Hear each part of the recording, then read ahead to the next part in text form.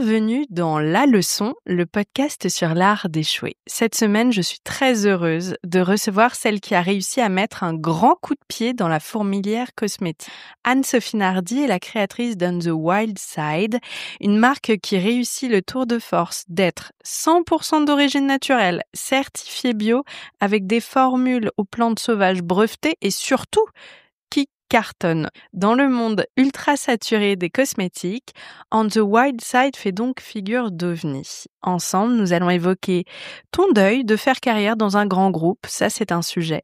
Ton pivot qui a bousculé toutes les projections que tu te faisais sur ton idée de la réussite. Ta levée de fonds enceinte jusqu'au cou et les erreurs que tu as faites sur le chemin, les ruptures produits, les partenaires peu fiables, bref, tous les échecs qui ont façonné ta manière de concevoir ta marque aujourd'hui. Hello Anne-Sophie. Salut. Est-ce que tu peux me raconter d'abord ton parcours ? Je sais que toi, tu n'avais pas vraiment le fantasme de l'entrepreneuriat, c'est ça ? Ouais, pas du tout. Je vais pas dire que c'est venu par hasard parce que j'ai toujours eu en moi cette envie de créer, mais c'était pas forcément quelque chose que j'avais projeté dans ma vie professionnelle puisque j'ai commencé dans une grosse société, qui était l'Occitane. J'ai passé plus de 12 ans dans l'industrie cosmétique et ensuite j'ai passé 7 ans chez L'Oréal, donc bien picousé aux cosmétiques, mais voilà, dans un univers très corporate, grand groupe. Solide et safe, finalement. Safe, ouais, plus sécurisant, plus routinier aussi, différent, on va dire. Toi, tu viens d'une famille où il faut avoir un parcours solide, académique. Quel est ton cheminement sur le sujet ? Alors moi, j'ai plutôt eu de la chance parce que mes parents m'ont toujours fait confiance en fait sur mes choix. C'est vraiment quelque chose que j'aimerais aussi projeter plus tard avec mes propres enfants. Oh oui. Voilà, parce que ça met dans un environnement très sécurisant en fait, où finalement il y a pas de mauvais choix. Il y a que des expériences en fait qui se vivent quoi. C'est marrant parce que tu vois, je réfléchis de plus en plus à la maternité et à l'envie de transmettre. Évidemment, je pense que c'est un gros sujet. Et un peu comme toi, la chose qui pour moi sera le plus importante à transmettre, c'est la confiance en soi à mes enfants. Parce que on parle beaucoup de confiance en soi, tu sais, sur la manière dont on se présente au monde et puis aussi physiquement, un peu ce qu'on lit sur la confiance en soi, c'est très lié au physique. Mais pour moi, c'est quelque chose de tellement profond. Avoir confiance qu'on peut prendre les bonnes décisions, que qu'importe ce qui se passe, on saura faire face. En fait, il y a quelque chose derrière cette notion un peu galvaudée qui est primordiale pour tout le reste de ta vie, quoi. Complètement. Et je pense que c'est pas quelque chose où tu te réveilles un matin et t'appuies sur un bouton en disant allez, ça y est, j'ai confiance en moi, ou je vais acheter le livre avec la boîte à outils de la confiance en soi, etc. Et puis je trouve que ce qui est génial aussi, c'est que c'est la vie, quoi, l'expérience aussi qui apprend à avoir confiance en soi, que ça soit par les réussites ou par les difficultés, et la capacité aussi à aborder ces difficultés et à aller de l'avant et à les surpasser. 100%. Et je pense qu'il faut il faut savoir aussi prendre le temps de ce recul, que ça soit dans les bonnes situations ou les moins bonnes, pour pouvoir aussi analyser ce qu'on a fait, ce qu'on a vécu, et c'est ça qui construit aussi. C'est quelque chose qui se construit, la confiance en soi. Oh oui, et puis c'est jamais fini surtout. Exactement. Et puis c'est un équilibre aussi. C'est des périodes de vie, c'est même des journées, c'est même des événements. Donc c'est quelque chose d'assez fascinant finalement, la confiance en soi. Ouais, c'est vrai, c'est très mouvant. Hein. Et toi, tu as choisi le monde des cosmétiques. Pourquoi ? Alors, moi j'ai grandi dans l'univers de la pharmacie de ma mère. Okay. Je voyais ma mère faire ses crèmes, je la voyais mélanger des poudres, des huiles, etc. Donc c'était assez, ça me faisait rêver totalement. Elle avait une sorte de laboratoire derrière sa pharmacie. Donc ça me faisait complètement rêver. Ah ouais. Je voyais aussi toutes ces marques, dans sa pharmacie. J'adorais jouer avec, etc. Enfin, tu jouais un peu à la petite marchande, en fait. Exactement, mais avec des produits cosmétiques. Et donc je pense qu'il y a eu cette sensibilité qui s'est développée naturellement. OK, ça fait sens quand on sait la suite des choses. Voilà et en fait, l'univers des cosmétiques, je trouve réunit parfaitement, Mmh.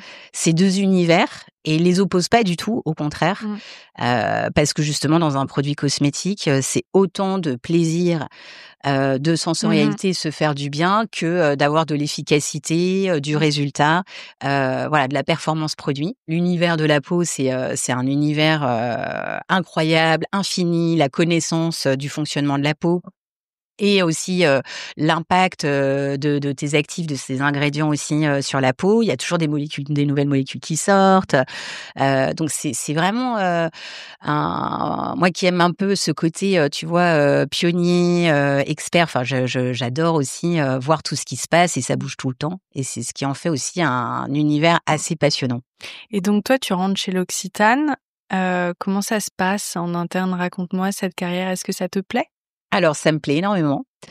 Il y a une dynamique business, d'entreprise, qui est assez incroyable puisqu'en fait en 5 ans, le chiffre d'affaires a fait fois 5 Waouh! avec une énorme, extension, internationale. Et qu'est-ce qui fait qu'à un moment dans ta carrière, tu commences à réfléchir à faire différemment? Alors déjà, je pense que c'est un peu dans mon mode de fonctionnement interne, d'avoir toujours cette autocritique, ou cette critique en Ah fait oui. positive, de ce qui se fait pour essayer de voir si on peut pas faire les choses, différemment et peut-être mieux, et voilà, et c'est comme ça qu'est née aussi, l'envie, de porter ce projet, The Il y Wild avait Side. un truc, qui bouillonnait en toi et puis ça faisait 12 ans déjà que tu étais au sein du groupe? Ouais, alors ça faisait 7 ans que j'étais chez L'Oréal 7 ans. et en fait, je crois beaucoup au cycle aussi. Ouais. Et je me disais, bah, soit là, je repars dans un nouveau cycle, Mmh. soit, bah, je pars dans une autre direction et j'apprends d'autres choses. Mmh. J'étais à un tournant de ma vie aussi où j'avais pas grand-chose à perdre finalement, si ce n'est, comme tu en as parlé tout à l'heure, un statut social. Mais bon, finalement, un statut social, c'est fictif quoi, en fait. Mmh. C'est de l'apparence, Mmh. c'est de la perception mentale, on va dire, Totalement et puis je trouvais ça important d'aborder ce sujet-là parce que je crois que ça nous concerne un peu tous et si on creuse le sujet, souvent, on a peur de le perdre, pas pour soi, mais pour ne pas décevoir les autres Mmh plutôt. mh. Tu vois ce que je veux dire? Toujours un peu nos parents, qu'importe notre âge, nos parents, notre conjoint, notre famille et cetera, on a tellement peur de décevoir, en fait.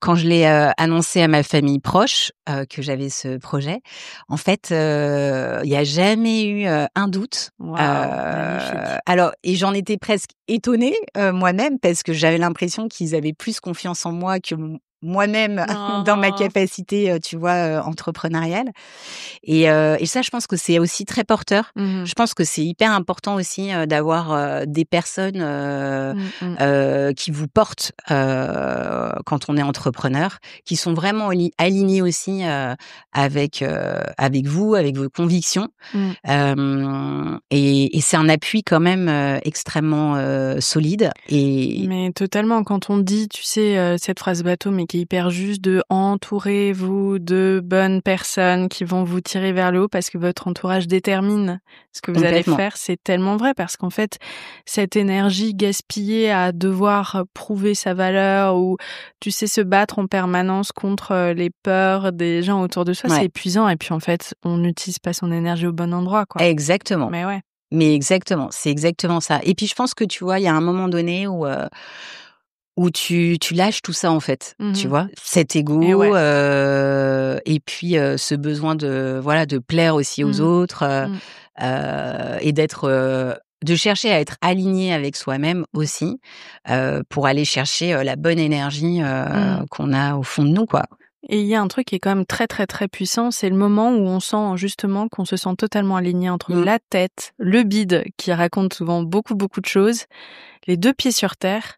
Ça rend invincible en fait. C'est vrai que ça déculpe vachement ses ressources internes. Ça permet aussi, de tu vois, de se servir de son instinct, le plus profond, Mmh. pour aller, oser faire des choses, qu'on n'aurait peut-être jamais fait, si on s'était pris la tête, à réfléchir Justement, par A ouais. plus B, est-ce que c'est la bonne décision, tu vois? Mais justement, c'est ça que, voilà, je trouve, aussi, fascinant dans un cheminement, personnel, Mmh. c'est qu'on peut être, capable d'aller, explorer, des nouvelles facettes de sa personnalité, de sa personne et en fait de découvrir aussi, des ressources, insoupçonnées, quoi. À chaque fois, je dis que l'entrepreneuriat, moi, ça m'a fait gagner 10 ans d'apprentissage. Mmh. Mais moi, je pense que l'entrepreneuriat, c'est presque un chemin de vie, en fait. Mmh. Un chemin aussi pour se connaître, aller toucher des émotions très profondes, Ouh là, oui. Des vivre peurs. très intensément. Ouais. Ouais, c'est un accélérateur Mmh. aussi, comme tu dis, d'expérience et d'apprentissage, mais Et puis ça t'oblige même presque à aller travailler sur toi et à aller travailler sur ton enfant intérieur parce que tu sais, parfois, ça vient titiller des petites peurs que tu as qui sont complètement enfouies, que tu as bien mis sous le tapis parce que c'est jamais très agréable de ressentir les choses, comme ça, surtout quand elles sont négatives. complètement. Tu vois, ton rapport à l'argent, à la sécurité, à tout ça, c'est souvent des peurs qui sont liées à l'enfance. Et tout d'un coup, ça ouvre grand la porte à plein de choses insoupçonnées, quoi. Complètement. Mmh. Et en fait, je pense que, l'important, c'est d'en avoir conscience, en fait. C'est d'avoir Clairement. conscience, de savoir, où sont tes blocages. Mmh. On peut les dénouer, mais ce que je veux dire, c'est que c'est ancré dans ta personnalité Eh et oui. heureusement que c'est ce qui te donne aussi, ton Mmh. tempérament, voilà, ton caractère, ta personnalité et c'est plutôt voilà, d'aller chercher aussi, à les titiller. Ouais, c'est vrai. Et si tu commences à prendre plaisir à aller chercher à les titiller, tu vois? Je trouve que ça voilà, ça te fait faire aussi, des bonds assez incroyables et c'est, voilà, c'est assez exaltant et assez amusant, quoi. Ouais, tu es faite pour l'entrepreneuriat. Depuis là, j'en doutais pas, mais là, j'ai une grosse confirmation. On va rembobiner et justement, on va revenir sur ce passage où donc toi, tu es depuis 7 ans chez L'Oréal. Ton job te plaît, mais tu sens aussi que tu as atteint un plafond. Mmh.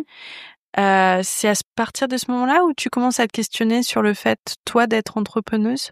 Moi, faire carrière dans un grand groupe, ça m'excite pas plus que ça, tu vois? J'ai besoin d'autre chose pour me sentir, voilà, épanouie Vivante? et voilà, exactement et c'est plutôt, nourrir ma curiosité intellectuelle. C'est ça Mmh. qui, voilà, qui me motive et donc je pense que d'abord, c'est plutôt venu d'une envie, tu vois, Mmh. de faire bouger les lignes du Ouais. secteur, de me rendre compte qu'il y avait une nouvelle manière de faire qui pouvait s'envisager, qu'il y ait plus d'impact positif, que ça soit, sur, la composition des formules, que ça soit sur, la conception, des produits et cetera et qu'en fait, dans une grosse structure, c'est compliqué de mettre en Bah, place, ouais. des nouveaux process, de faire table rase et cetera. Enfin, voilà, il y a des enjeux qui sont quand même très, très forts et comme j'ai un caractère aussi un peu impatient, voilà, je me suis dit: plutôt que d'attendre, voilà et de voir le train passer, je j'ai pas grand-chose à perdre finalement à lancer ce projet, Mmh. à lancer cette idée. Je savais pas du tout, où est-ce que ça allait, me mener, mais j'avais cette envie, voilà, de faire bouger les choses, de faire bouger les lignes et de me dire en plus qu'il y avait un time to market aussi qui était là, que, Alors le time to market, c'est qu'en gros, il y avait l'espace, bon moment, bon endroit, c'est ça? exactement, avec, une demande aussi, Ouais. des consommateurs pour, des marques, alternatives, Mmh. et qui apportent une nouvelle vision. Est-ce qu'on te fait confiance directement? J'imagine que tu as dû quand même mener quelques petites batailles, non? Bizarrement, je vais te je pense que quand tu sais où tu veux aller, Ouais. les gens te suivent naturellement. Mmh. Même si, ton idée peut évoluer ou, voilà, on a tous le droit aussi, de voilà, de réorienter un projet, de se dire: «Bah, là, en fait, ça fonctionne pas, faut aller voir autre chose». Enfin, voilà, on a le droit au changement de Mmh. de de direction. Mais je pense que ce qui est important, c'est déjà de croire faut toujours être la première personne, qui croit aussi, à sa direction, à quand on veut emmener les gens aussi avec soi Mmh. et ça, c'est quelque chose que j'ai vraiment appris, avec, l'entrepreneuriat et c'est comme ça, en fait, que les autres vont suivre, les partenaires, que ça soit de production financier, de plantes sauvages, les équipes qu'on construit, les distributeurs, voilà donc Mmh. et c'est ça que peut-être que j'apprécie le plus aujourd'hui, c'est de pouvoir, voilà, exprimer aussi, cette énergie de rassembler, autour d'un projet. Puis surtout un projet qui te passionne, il y a un truc un peu grisant. Vous inquiétez pas, on va en venir aux échecs, mais je fais beaucoup parler Anne-Sophie parce que je trouve que c'est hyper intéressant, surtout en tant que femme dans l'entrepreneuriat, dans un domaine aussi saturé. Comment est-ce qu'on fait sa place? Toutes ces questions-là, moi, j'ai très envie de creuser avec toi parce que j'adore ça. C'est ma grande passion dans la vie. Donc je pourrais en parler des heures. Est-ce que tu pourrais me parler de ta levée de fonds? Parce que être une femme entrepreneuse, alors encore aujourd'hui, c'est devoir batailler x2, mais toi, le x2 dans ton cas, il prend tout son sens puisque tu es littéralement enceinte jusqu'au cou au moment où tu l'as construit, cette levée de fonds. Est-ce que tu peux m'en parler? Ça a dû être une période ouf. Alors en fait, quand j'étais enceinte, je suis allée chercher du financement auprès des banques. OK, yes, Donc facile. hyper facile. Ils adorent les femmes enceintes en plus. Oui, c'est leur cam. Les banquiers préfèrent les femmes enceintes encore plus que les investisseurs. Non, mais vas-y, raconte je cette période-là, parce que ça a dû être... Écoute, alors bizarrement, je pense que, en fait, il faut aussi se mettre dans la peau du banquier. Lui, voilà, il prend pas de risque, quoi. Il faut que il te fait un prêt, il faut que tu rembourses et que tu puisses rembourser les intérêts, voilà. Donc ce qu'il veut, c'est un projet qui est sérieux, qui va jusqu'au bout, quelqu'un qui est solide, en face de toi, en face de lui, pardon. Je pense qu'il y a un côté aussi empathique, tu vois, à aller chercher. Je pense que faut toujours se mettre dans la peau de celui qui est en face et de ses enjeux personnels aussi, tu vois, à lui. Une égo, ça va dans les deux sens. Exactement, exactement. Et plus tu vas comprendre en fait les enjeux de l'autre et mieux tu arriveras à orienter, tu vois, ta négo pour arriver au résultat que tu voudrais avoir, quoi. Voilà. Enfin, en fait, on a tous des choses qu'il faut trouver. Le fait d'être une femme aussi, ça peut être rassurant parce que les femmes en soi sont rassurantes quand elles gèrent des budgets. Elles font pas n'importe quoi, elles vont pas cramer de l'argent. Enfin, tu vois, c'est l'image aussi. Il faut se servir aussi de ça, des stéréotypes finalement. J'ai plus eu on va dire des commentaires misogynes de la part de potentiels investisseurs que j'ai pu rencontrer. C'est fou ça de se dire que tu as plus de commentaires de la part d'investisseurs que de banques. Ouais. Qu'est-ce que tu as eu comme commentaires? J'ai eu plusieurs fois, on m'a demandé ce que faisait mon mari. D'accord, OK. Alors que je pense qu'on ne demande pas à un homme entrepreneur voilà ce que fait sa femme. Je pense que voilà, donc ça m'a fait plutôt sourire. On m'a demandé comment je gardais mes enfants, alors que je pense qu'un homme, on lui demande pas comment il garde ses enfants. Donc tu vois, quand je dis misogyne, c'est dans le sens où c'est des questions qu'on va poser à des femmes et qu'on poserait pas à des hommes. Et c'est ça où, en fait, voilà, c'est pas un sujet, quoi. C'est moi, je suis entrepreneur. Si je suis là, c'est que je sais gérer et c'est des challenges que je peux avoir en tant que femme, mais c'est des challenges que je gère. Et d'ailleurs, en tant que couple, enfin, pardon, mais ça met tout de suite ça parle tout de suite du fait que ton compagnon serait démissionnaire. Enfin, je trouve que c'est lunaire. Ouais. A priori, tu le fais à deux, quoi. Exactement, aussi, exactement. Je pense que c'est un moyen aussi de se rassurer par rapport au schéma que eux ont peut-être aussi personnellement, tu vois, parce que c'est ce qu'ils connaissent en fait. Très certainement. Je trouve que malgré tout, c'est déjà assez fatigant comme ça de devoir se justifier. Alors, en plus, sur ces questions-là, ça me... je trouve ça un peu fatigant. Ouais, moi, j'adore cette vidéo que je trouve extraordinaire. Un collectif de journalistes qui avait fait une interview de très très gros chefs d'entreprise. Il y avait Xavier Niel, enfin tu vois, il y avait tout et ils leur demandaient leur skincare routine. Oui, mais je me souviens. Je l'avais vu. Et moi, je trouve que c'est génial. Non, si on le fait, on le fait pour tout le monde. Tu vois ce que je veux dire? Exactement, c'est ça en fait. J'ai pas de problème à ce qu'on me demande comment je fais garder mes enfants. Tu vois, ça peut être une question d'ailleurs intéressante parce que en soi, l'entrepreneur doit consacrer énormément de son temps à son entreprise. Donc c'est normal, tu vois. Est-ce que on arrive aussi il faut être assez équilibré aussi, je pense, dans sa vie perso pour être aussi bien ancré en tant qu'entrepreneur ou chef d'entreprise. Ça se griller les ailes. Ça se justifie complètement. Mais là, on sait très bien que cette question-là, elle est posée à toi et en plus blonde aux yeux bleus. Comment oses-tu? Comment oses-tu? Non, c'est trop. C'est trop à imaginer. C'est ça. Il Ouais. y a trop de cases Voilà. là qui.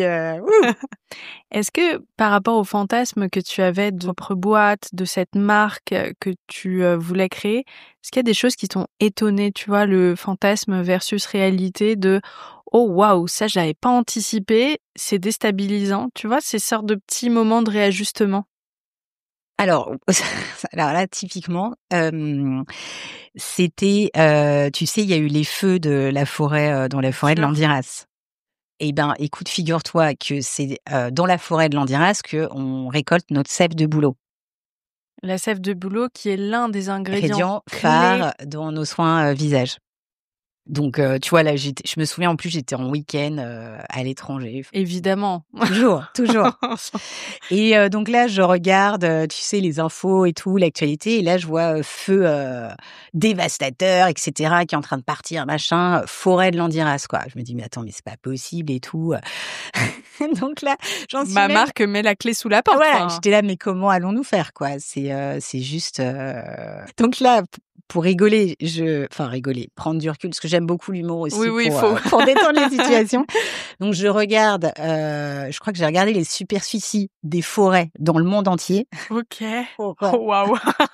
pour regarder, tu sais, le rapport de la forêt de Landiras par rapport à la forêt du monde en me disant: «Ah ouais, c'est quand même une sacrée coïncidence que, cette forêt, brûle». Donc là, j'envoie un message, voilà, à notre cueilleuse, qui cueille notre, sève de bouleau et qui nous fournit en sève de bouleau. Tu fais un post LinkedIn pour dire que tu recherches un travail, Ah, c'est c'est ça? ça, ouais, exactement. Bon, après, je me dis toujours: «Bon, ouais, de toute façon, on trouvera des solutions, quoi». Donc voilà. Céline qui était sur place, donc a mobilisé, voilà, tout son village, à côté et Bah, cetera voilà, pour, pour. lutter contre le feu, parce qu'il y a eu beaucoup d'habitants, en fait, qui ont lutté contre le feu et le feu s'est arrêté à, 50 m de la forêt de Bouleau. Truc de fou. Et nous, du coup, en tant que marque, on s'est sentis hyper, impliqués, tu vois? Eh Et oui. engagés. Donc on a lancé une cagnotte, pour les aider, aider les habitants, à lutter, contre le feu. Donc on a récolté, je me souviens plus très bien, mais entre, 5 000 et 10 000 €. C'est énorme ça. Énorme, mais en quelques jours, Waouh! qui, du coup, qu'on a pu, reverser pour, financer, en fait, des équipements, pour, les habitants qui surveillent derrière, en fait, une fois les feux passés, que les feux, ne reprennent pas et cetera. OK. Donc finalement, ça a Bon été exemple. génial et en fait, notre communauté, et de partenaires Mmh. et notre communauté aussi, de clientes, nous ont aidés, du coup à créer cette cagnotte et c'est juste incroyable, quoi, du coup, ce qui s'est passé. C'est dingue et puis, de récolter autant. Aujourd'hui, on est surstimulé par, énormément de voilà, de cagnottes, un peu chaque jour. Vous pouvez vraiment être fiers de vous et elle est dingue cette histoire sur le feu qui s'arrête à 50 mètres. Fou, C'est c'était fou, presque, sorcière, danse de incroyable. la pluie quoi, tu vois, à ce stade-là? C'est dingue et en fait, ce qui est dingue aussi, parce qu'en fait, cette forêt, donc elle est, à 3/4 d'heure de nos bureaux, à Bordeaux et donc chaque année, en fait, on va en équipe faire, la récolte de la sève de bouleau. Donc on la connaît très bien, en fait, donc c'est pour ça que ça nous a aussi, beaucoup, Mmh, touchée. touchés, ouais, exactement. C'est une très bonne, liaison parce qu'on va parler de justement cette forêt de bouleau, moi que j'ai découverte et c'est vraiment le moment où ta marque m'avait particulièrement touchée à travers 2 créatrices de contenu, Mmh. Silent Jill Ouais, et Gaëlle Garcia Diaz. Tu les choisis, j'imagine, pour leur authenticité. exactement. En plus, elles qui sont meilleures amies créent du contenu hyper sincère, enfin ça fonctionne tellement mieux, quand c'est vrai quoi, ça se ressent. Et Gaëlle, elle, provoque une rupture de stock. Mmh. Alors ça a l'air d'être une super nouvelle comme ça, sauf que les coulisses, ce que vous n'avez pas su, c'est qu'il y a eu un petit fail derrière. Est-ce que Complètement. tu peux me raconter? Ouais, complètement. En fait, on ça faisait depuis longtemps, en fait, qu'on travaillait beaucoup l'influence, parce que, voilà, pour, avoir une communauté vraiment authentique, presque organique finalement, tu vois? Parce que c'est justement des influenceuses qu'on cherchait, très authentiques et très sincères et en même temps, spécialisées aussi, beauté. Oui, c'est ça. Parce que, on veut vraiment se différencier entre, une marque, qui va créer le buzz, à un instant T, d'une marque, vraiment, sérieuse, cosmétique qui va voilà, exister, dans le paysage. Avec une communauté solide qui vous suit sur la durée, quoi. Exactement, Oui. exactement et donc en fait, le profil de Gaël Garcia était top et on aimait bien aussi, voilà, sa personnalité, son esprit aussi, critique et en même temps très experte, grande professionnelle, qui fait du très, très beau contenu et du coup, qui a une communauté, super engagée. Donc Gaëlle, décide de parler de voilà d'On the Wild Side. Elle a un coup de cœur pour la marque, vraiment, justement sur la composition, des produits, sur notre approche, sur les packaging, sur le design, voilà, sur tout. On la rencontre d'ailleurs préalablement, pour échanger avec elle, partager vraiment, notre vision, où est-ce qu'on veut aller, qu'est-ce qu'on veut faire avec On the Wild Side. Il y a un échange, vraiment, super sincère, ensemble. Et donc elle, fait une vidéo, YouTube, qu'elle poste, donc elle fait des vidéos, toutes les 2 semaines, je crois, et là, raz-de-marée. Mais vraiment raz-de-marée. Pourtant, on avait prévu, des stocks en amont, voilà, on était tous, à fond et cetera. Mais là, c'est genre en 1 heure, il s'est passé ce qu'on avait prévu, pour toute l'opération. Oui. Donc là, on se dit: «Waouh, oh my God!» C'est génial parce que ça va nous propulser, tu vois, dans une nouvelle dimension. Donc c'est top. Et en même temps, du coup, on n'a plus de produits, quoi. Donc qu'est-ce qu'on fait, et cetera. Enfin, il faut qu'on puisse, répondre à la demande. Donc réunion, de crise. On a fait réunion de crise sur réunion de crise pendant 2 mois. Donc réunion de crise, qu'est-ce qu'on fait? Donc là, on se dit: on va aussi, tu vois, faire des précommandes pour, permettre, quand même, aux gens de pouvoir, voilà, commander, et de satisfaire, leurs besoins. Produire et cetera, c'est au moins, 3 mois, tu vois? Ah là là, OK. Donc on avait des productions qu'on avait lancées, donc qui étaient en cours, mais donc moins de 3 mois, mais qui étaient pas encore là, quoi. Et 3 mois, c'est immense quand on veut un produit tout de suite. Aujourd'hui, tu sais, à l'heure de la voilà, d'un De marché mais oui, instantanéité et tout, ouais. merci de Ouais, ouais. TikTok. On voit une story, on a un coup de cœur pour une marque, mais demain, ce sera sur une autre marque. Tu n'as pas ce droit à la lenteur. Exactement, ouais.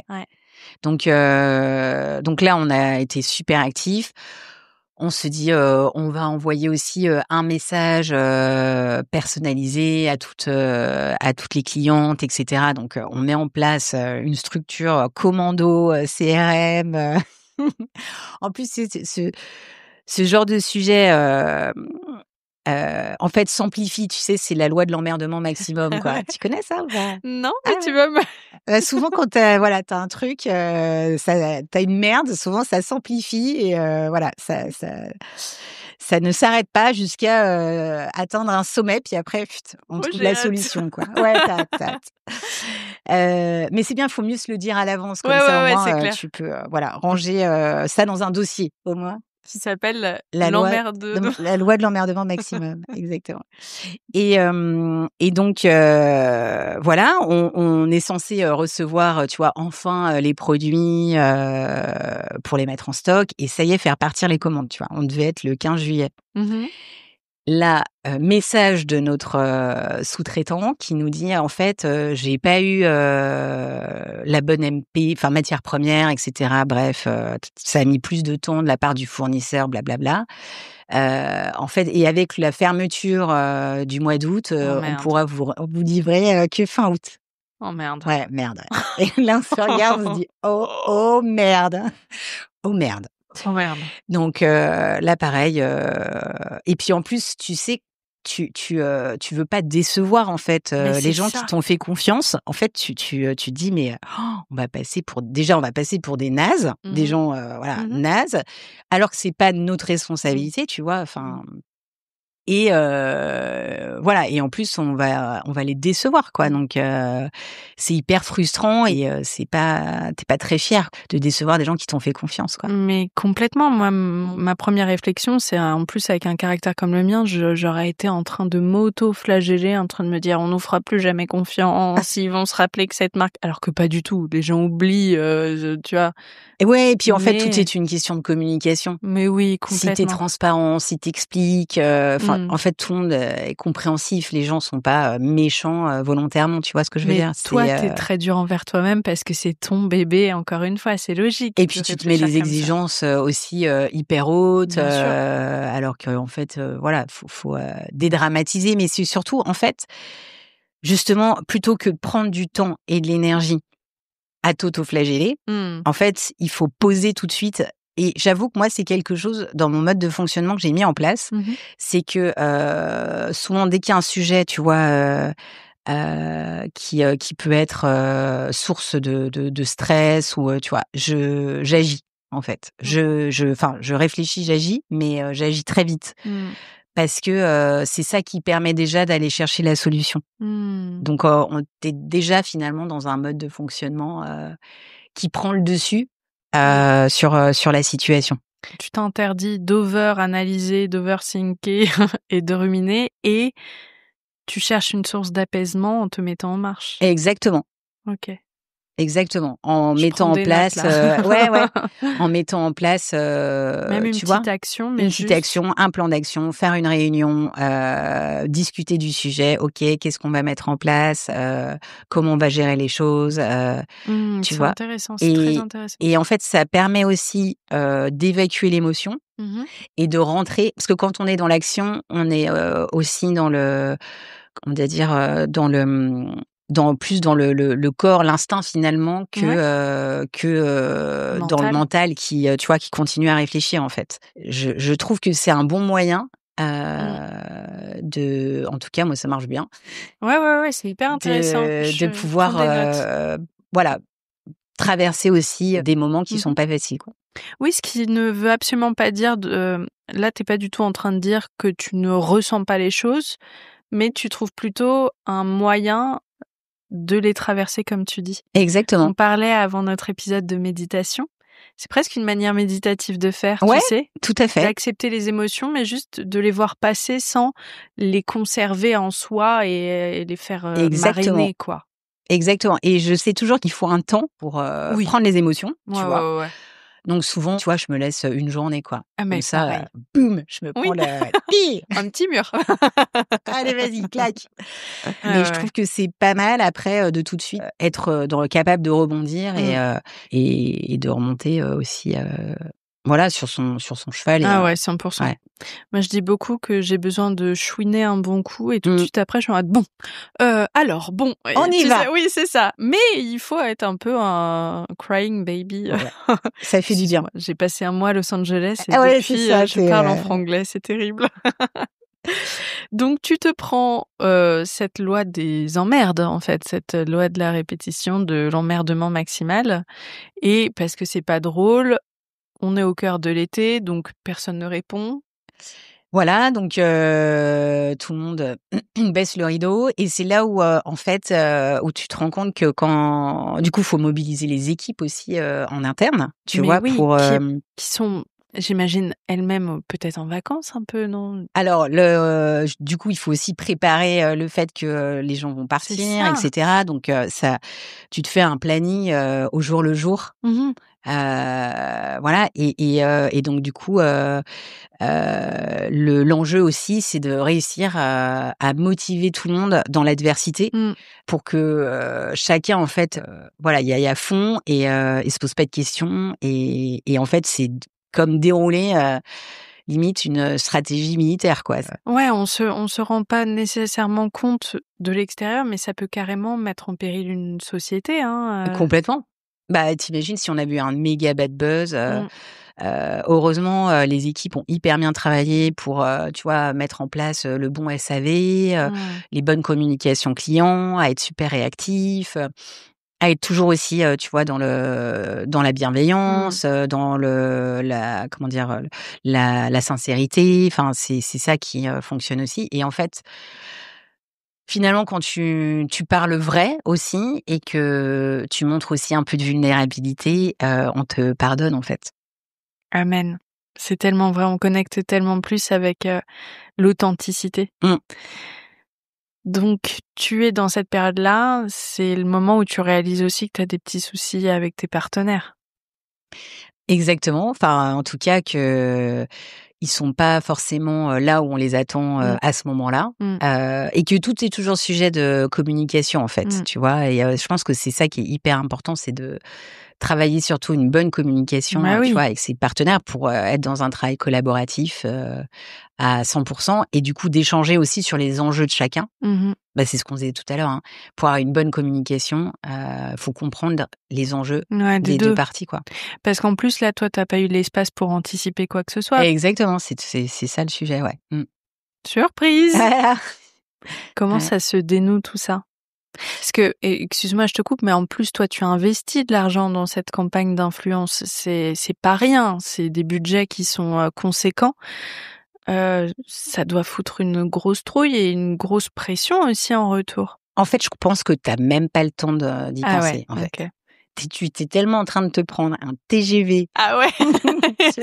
Qu'en fait, tu penses même pas à te dire: «Tiens, c'est quoi les émotions qui sont en train de me traverser à ce moment-là, quoi?» Je suis insupportable. Tu vois? Je suis désolée, mais non, en fait, tu en es pas là. Non. Donc c'est peut-être après coup où Mais tu te tant dis mieux, en fait. Ouais. mais ouais, mais en fait, c'est là aussi où la vie est bien faite, en fait. La vie est bien faite, c'est-à-dire que souvent, dans l'adversité, bah, parfois tu as pas le temps de te poser 36 000 questions et tu avances, et en fait, c'est ce qui est le mieux pour toi aussi, quoi. Oui, ce que tu disais sur le fait d'être en mouvement. Exactement. J'imagine que c'est pas le seul moment dans ta société où ça s'est passé, des couacs comme ça. Aujourd'hui, comment est-ce que tu prends les choses quand un développement ne se passe pas comme prévu, etc. Comment est-ce que tu communiques justement avec tes équipes? Écoute, alors ce qui est génial, c'est que l'expérience, en fait, est hyper apprenante et te donne de la confiance, tu vois? C'est aussi pas de la confiance en soi, mais de la confiance dans les événements qui peuvent arriver. Et donc déjà, je suis dans un état d'esprit où tout peut arriver, et en fait, c'est pas grave, tu vois? Il y a jamais rien de grave. Après, ce qui est important, c'est d'être hyper lucide, surtout. De pas nier les problèmes, ou tu vois, c'est de les affronter, et c'est ce qui permet justement de te mettre en mouvement, parce que tu vois, parfois, je pense on peut avoir le réflexe de mettre sous le tapis des choses qui nous font peur, parce que c'est plus facile. Ouais. Une phobie administrative, par exemple. Voilà, on a chacun nos phobies. Et d'avancer, d'être dans l'action, c'est ça aussi, ce que je te disais tout à l'heure qui. Et puis toi, tu as une équipe, il y a toute une partie très humaine à ton métier. Et ça, c'est un sujet aussi. Comment est-ce qu'on fait en sorte que tout le monde se sente bien? Et puis, parce qu'il y a plein de petits couacs en permanence, c'est logique. Est-ce que vous en parlez de temps en temps? Est-ce que c'est un sujet de comment est-ce qu'on prend les choses? Alors, je pense que c'est hyper important, d'en parler. Je pense que, encore une fois, il faut toujours trouver les bons moments. Tu vois, je pense qu'il y a ce temps justement de l'action, et après il y a ce temps de la prise de recul et de se dire à la fois: «Waouh, on s'en est hyper bien sortis et bravo, quoi». Enfin, franchement, vous m'avez épatée, sur votre capacité, à prendre les choses en main, à rebondir, à dérouler le plan, et cetera. Et en même temps, j'imagine que ça a pas dû être facile, donc voilà, c'est important aussi, de pouvoir, laisser parler aussi, tu vois, les émotions, et aussi pour en faire un apprentissage, pour eux aussi, et qu'ils puissent aussi, tu vois, se développer, gagner en confiance, et c'est important aussi. C'est très chouette parce que je suis en train de réaliser que cet épisode, en fait, la thématique, c'est prendre confiance en soi en apprenant de ses échecs, quoi. Ouais. Et encore, c'est trop et chouette. du coup, c'est aussi un apprentissage permanent, en fait, tu vois. Mais ouais. Et de ces échecs et j'allais dire, de ces expériences positives et Bien négatives, tu sûr, vois. C'est parce qu'on dit échec, mais en fait, c'est des leçons de vie. D'ailleurs, exactement. d'où le En fait, titre. j'aime pas le mot échec. Mais je C'est pour ça comprends. que je te reformule. Reformule-moi. Voilà, J'en parce ai fait un que podcast, alors. ah oui, bon bah voilà. Mais je sais pas, je trouve moche en fait ce Ouais, terme. Je ouais. trouve que il imprime pas quelque chose de positif, tu vois. C'est un terme qui est assez Puis sec en fait. c'est sec et puis il y a une finalité au terme échec. Ouais. Tu sais, j'ai sorti un livre sur l'échec justement et le rebond et je l'ai appelé Fiasco et j'adore ce nom Fiasco parce qu'il y a même de l'humour Carrément. et quelque chose de plus presque festif à De tout le sens. l'excentricité Oui, un peu, c'est quoi. ça Ouais. exactement. Et l'échec, je suis comme toi et c'est très point final. C'est fin de partie, quoi. Mais oui. Alors que là, toi, tu es vraiment en train de nous transmettre à travers cet épisode à quel point ça t'a donné de la solidité en toi, en ton équipe, à quel point tu réussis à mettre en valeur aussi les personnes avec qui tu collabores à travers ces moments de doute et d'échec. Ça me plaît beaucoup. Ouais. Et j'ai envie de rajouter encore une autre dimension qui est aussi la vulnérabilité. Mmh. La confiance en soi, c'est aussi admettre qu'on est vulnérable. Et ça, c'est une force aussi qui est immensément forte, puissante, et dont on ne parle pas suffisamment, je trouve, Amen. dans nos sociétés, parce que on a voilà, c'est un peu stéréotypé et ça n'a pas forcément une Mmh. connotation positive, alors que la vulnérabilité, c'est justement être capable de se sentir tellement en confiance qu'on est capable en fait d'admettre aussi et de reconnaître ses faiblesses aussi en soi. Et ça, c'est une force de dingue, quoi. Une force de dingue parce que rien ne peut te perturber si toi tu es en totale vérité avec toi-même. Complètement. Est-ce que tu aurais un mot de la fin? Alors on a compris que tu n'aimes pas le terme échec, moi non plus. Est-ce que tu aurais un mot de la fin sur cette notion de rebond après une période de down? Quelque chose à transmettre Ouais, peut-être? écoute, moi je pense que ça va un peu sur ce qu'on se disait, tu vois, tout au long de l'épisode. En fait, c'est faites-vous confiance. Mmh. Vous avez tous des ressources insoupçonnées en vous, mais vraiment jolies, qui Ouais. sont au plus profond, et qui viendront le moment venu. Donc faites-vous confiance, elles seront toujours là. Et en fait, j'ai entendu ça il y a pas très longtemps et je trouvais que cette phrase était incroyable. C'est vous êtes le premier supporter de vous-même. Mmh. Et donc voilà, Mmh. supportez-vous, coachez-vous. Mmh. C'est le meilleur moyen pour rebondir aussi. Oui, et souvent on est son pire ennemi, alors essayons de modifier ce petit dialogue interne. Exactement. Merci beaucoup. Il était passionnant cet épisode. J'aurais adoré parler encore formulation, intuition. Enfin, il y a Ouais. plein de sujets à développer avec toi. Merci Pauline, hein, c'était génial. J'ai adoré aussi cet échange. Voilà, C'était top. trop bien. C'est mission réussie alors. On the wild side, qu'est-ce qu'on te souhaite pour cette nouvelle année? Des forêts de bouleau qui tiennent Ouais, toute écoute, droite? une nature resplendissante, Mmh. une équipe au top, Mmh. voilà, je pense que C'est déjà très c'est bien. déjà pas mal. Non, je voudrais préciser quelque chose, fin de cet épisode. Moi, j'ai eu un coup de cœur pour 2 produits chez vous. Ah! Raconte. Alors, le shampoing de tous les jours, effectivement, Gaël Garcia en parlait, j'adore le packaging qui est très joli dans une salle de bain et le contour des yeux. Ouais, Alors désolée à ceux qui ne sont pas passionnés par le sujet, moi c'est mon dada, les cosmétiques et un contour des yeux, c'est quasiment mission impossible, surtout en vieillissant, c'est le premier endroit où on commence à voir la peau un peu fripée et cetera. Ton exactement. contour des yeux, C'est une pépite. mais c'est une Mais c'est une pépite! pépite! Avec un toucher, une matière qui est très Mmh mh. spécifique Qui et qui dont est à je la peux plus me fois passer. frais, hydratant, et cetera. Ouais, Ouais. Mais ouais, c'est notre best-seller en fait. bah voilà, Donc ouais. ça Tout est fait dit. sens. Merci beaucoup. Merci Pauline. J'espère que cet épisode vous a plu. Pour suivre les coulisses du podcast, n'hésitez pas à me follower sur Instagram @Paulette_Grisoni, sur Twitter, podcast LL en majuscule, ou sur Facebook, La Leçon Podcast. On se dit à très vite pour un nouvel épisode.